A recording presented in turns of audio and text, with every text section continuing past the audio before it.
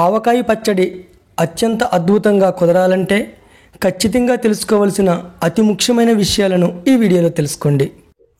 Major chords 158 C major chord C E G and ఓయ్ మూడో రోజుగా పచ్చడి ముద్ద తింటారా? పచ్చడి కలిపాను పెట్టి చూద్దాం ఎలా ఉందో. మా ఆవిడ కలిపి పెడతామేంటి తినకపోతామేంటి? చూస్తేనే మంచి ఎర్రగా ఉందా?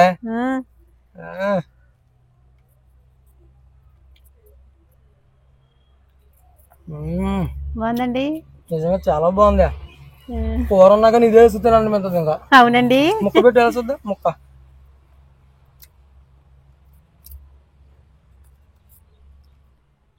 నిజంగా చాలా బాగుంది. ఇంకో ముద్ద పెట్టుకుంటారా? తిను, నేను పెట్టుకుంటానులే. సూపర్. మా ఆవిడ పెచ్చడి పెడతామేంటి బాగోపోతామేంటి? హాయ్ ఫ్రెండ్స్ అందరికీ. మొన్నటి వీడియోలో మనం ఆవకాయ పచ్చడిని ఏ విధంగా కరెక్ట్ కొలతలతో పట్టుకుంటే అద్భుతమైన రుచిగా ఉండి ఎక్కువ కాలం మన్నుతుంది, ముక్క మెత్తబడకుండా గట్టిగా ఉండి ఊడిపు ఎక్కువ అవ్వకుండా ముక్కలు ఎక్కువ అవ్వకుండా సమానమైన కొలతలతో ఎలా ఆవకాయ పచ్చడి పట్టుకోవాలనేది గత వీడియోలో మనం చూసామండి. మరి ఇప్పుడు ఈ వీడియోలో చాలా ముఖ్యమైన విషయాలు ఈ పచ్చడి కోసం మనం తెలుసుకోబోతున్నాం అన్నమాట. అవి ఏంటంటే పచ్చడి తొందరగా పాడైపోవడానికి అంటే ముక్క మెత్తబడిపోవడానికి కారణాలు ఏంటి, మనం ఎలాంటి జాగ్రత్తలు తీసుకుని పచ్చడి పట్టుకోవాలి, ఎందుకంటే మనం ఎంతో కష్టపడి డబ్బులు ఖర్చు పెట్టి పెట్టుకున్న పచ్చడి సూట్ అవ్వకపోతే అంతా వేస్టే కదండి. అంటే సూట్ అవ్వడం అంటే పచ్చడి ఎలా ఉండాలంటే మనం ఎన్ని నెలలు గడిచినాక తిన్నా సరే కొత్తలో పెట్టుకున్నప్పుడు ఎలా ఉందో తర్వాత కూడా అలాగే ఉండాలండి. అంటే మనం ముక్కను కొరుక్కున్నప్పుడు పచ్చి మామిడికాయ మనం కొరిక్కిని తింటుంటే ఎలా కరకర సౌండ్ వస్తుందో ఆ విధంగా కరకర సౌండ్ రావాలండి. అంతేగాని మెత్తగా మన పళ్ళుకి తగలకూడదన్నమాట. అలా అయితేనే మనం పట్టుకున్న పచ్చడి సక్సెస్ అవినట్టండి. మరి మనం యూట్యూబ్లో చూసే వీడియోలన్నీ కూడా పచ్చడిని కరెక్ట్ కొలతలతో ఎలా పట్టుకోవాలనేది చూపిస్తారే తప్ప మరి ముక్కలు మెత్తబడిపోవడానికి లేదా పచ్చడి త్వరగా పాడైపోవడానికి కారణాలు ఏంటనేది ఎవరు కూడా చెప్పరండి. మీరు ఆ కారణాలన్నీ కూడా ఈ వీడియోలో మీరు తెలుసుకోవచ్చు అన్నమాట. అంటే మనం యూట్యూబ్లో వీడియోలు చూసి మనం పచ్చడి పట్టుకున్నప్పుడు ఆ పచ్చడి కుదిరితే మనకి రుచిగా ఉంటుందండి, లేదా కుదరకపోయిందనుకో రుచి తగ్గిపోద్ది, లేదంటే ముక్కలు ఎక్కువైపోతాయి ఊడుపు ఎక్కువైపోద్ది, లేదా ఊడుపు ఎక్కువైపోయి ముక్కలు తక్కువైపోతాయి. ఈ విధంగా ఉంటుందే తప్ప మనం ఎంత జాగ్రత్తగా పెట్టుకున్నా కానీ ముక్క నిలవ ఉండడానికి మాత్రం కరెక్ట్ పద్ధతి ఎవరు కూడా మనకి యూట్యూబ్లో చెప్పలేదని నేను అనుకుంటున్నానండి. కాబట్టి మీ వీడియోలో మీకు తెలియజేస్తానన్నమాట. రెండవదిగా మనం ఇంత కష్టపడి ఈ పచ్చడి పెట్టుకుంటున్నాం కదా, మరి ఈ పచ్చడి మనకి ఆరోగ్యానికి మంచిదా కాదా ఈ విషయాలన్నీ కూడా ఈ వీడియోలో మీరు తెలుసుకుంటారండి. కాబట్టి ఈ వీడియోని స్కిప్ చేయకుండా చూస్తే మీకు ఈ ఆవకాయ పచ్చడి కోసం ఎవరు చెప్పలేనన్ని మంచి విషయాలు మీకు తెలుస్తాయండి. కాబట్టి మీరు వీడియోని స్కిప్ చేయకుండా శ్రద్ధగా చూసి తెలుసుకుంటారని ఆశిస్తున్నానండి. మరి ఇంకా వీడియోలోకి వెళ్దాం. మరి పచ్చడి ఎక్కువ కాలం నిలబడాలి, ముక్క గట్టిగా ఉండాలంటే కరెక్ట్ కొలతలతో పట్టుకోవడం అనేది ప్రధాన కారణమేనండి.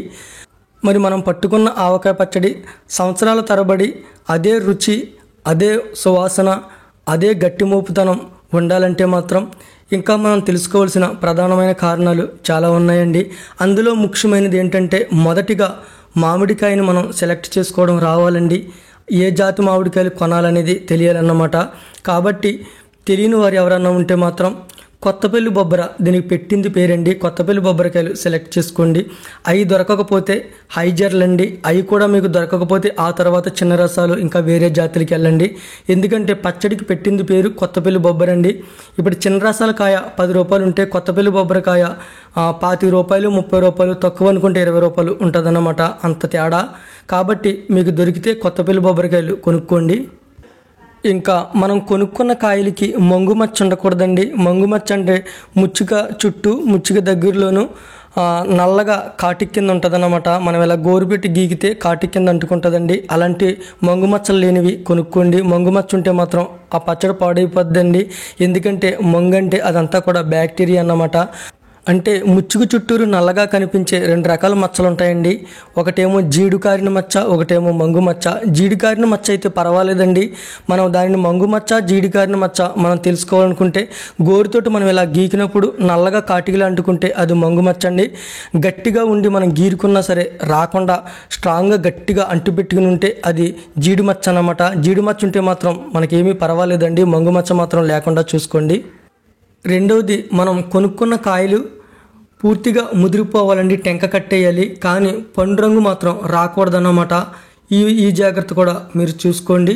మూడవదిగా, మీరు కాయలు తెచ్చుకున్నప్పుడు చాలామంది మొక్కలు నరికెళ్ళి వాళ్ళ దగ్గరికి పట్టుకెళ్ళి అక్కడికక్కడే వాళ్ళ చేతే కడిగించేసి తుడిపించేసి వెంటనే కట్ చేయించేస్తారండి. కానీ కొంచెం చెమ్ముండిపోద్దన్నమాట.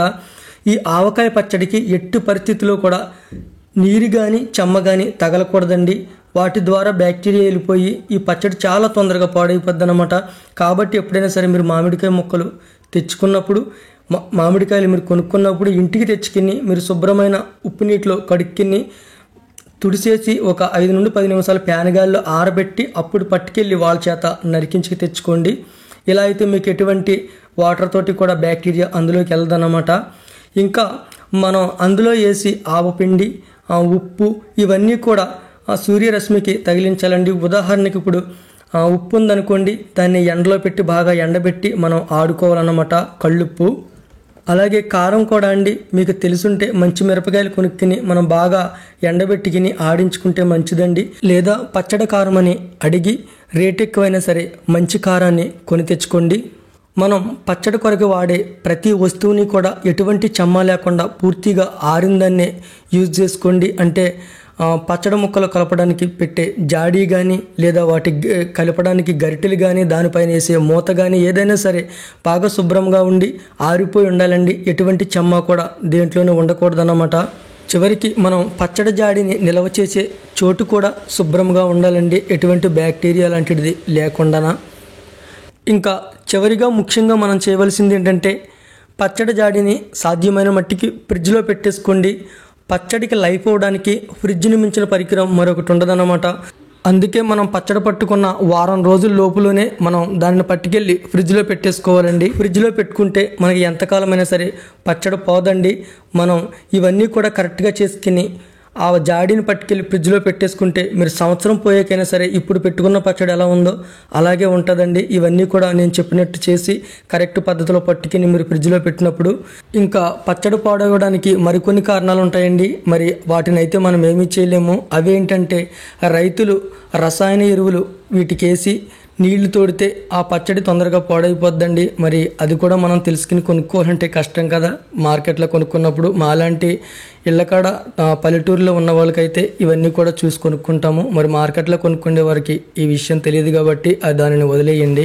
ఇంకా ఇది ఆరోగ్యపరంగా లెక్కేస్తే చాలామంది ఆవకాయ పచ్చడి ఆరోగ్యానికి మంచిది కదని అపోహ పడతారండి. కానీ ఇది ఆరోగ్యానికి మంచిదని సైంటిఫిక్గా మెడికల్ పరంగా ఇది ప్రూవ్ అయిందన్నమాట. ఆవకాయ పచ్చడి మనం తినేటప్పుడు అది మనం దాని వాసన తగలగానా లేదా దానిని మనం నోట్లో పెట్టుకోగానే మనకి లాలాజలం ఊరుతుందండి. ఆ లాలాజలం మనకి అరుగుదలకి చాలా బాగా ఉపయోగపడుతుంది అన్నమాట. అంటే మనకి జీర్ణశక్తిని పెంచుతుందండి ఈ ఆవకాయ పచ్చడి. ఇక మన రక్తం పలచబడి రక్త సరఫరా బాగా జరగడానికి ఉపయోగపడుతుందండి. ఇంకా మన రోగనిరోధక శక్తిని పెంచడానికి కూడా ఈ ఆవకాయ పచ్చడి ఉపయోగపడుతుందండి. ఇలా చెప్పుకుంటూ పోతే ఆవకాయ పచ్చడి వల్ల చాలా ఆరోగ్య ప్రయోజనాలు ఉన్నాయండి. కానీ అతిగా తినకూడదన్నమాట. రెండవది, కొన్ని జబ్బులు దీనికి పడని కొన్ని జబ్బులు ఉన్న వాళ్ళు కూడా దీన్ని దూరం పెట్టవచ్చండి. కానీ ఉన్న వాళ్ళంతా కూడా దీనిని హ్యాపీగా తినొచ్చు. ఎవరైనా సరే లిమిట్గా మాత్రమే తినాలండి. ఓకేనండి, మరి ఈ రోజుకి ఇదే వీడియో. ఈ వీడియోలో మీరు అనేక మంచి విషయాలు ఆవకాయ పచ్చడి గురించి తెలుసుకున్నారని నేను అనుకుంటున్నానండి. మరి ఈ వీడియో మీకు ఎలా అనిపించింది అనేది కామెంట్ రూపంలో తెలియచేయండి. ఈ వీడియో మీకు నచ్చి ఉంటే లైక్ చేయండి. ఇంతవరకు మన ఛానల్ని సబ్స్క్రైబ్ చేయకపోతే సబ్స్క్రైబ్ చేసి ప్రోత్సహించండి. థ్యాంక్ యూ అండి. Thank you so much for watching. మీ ప్రేమ గాయకుడు జ్యోతి.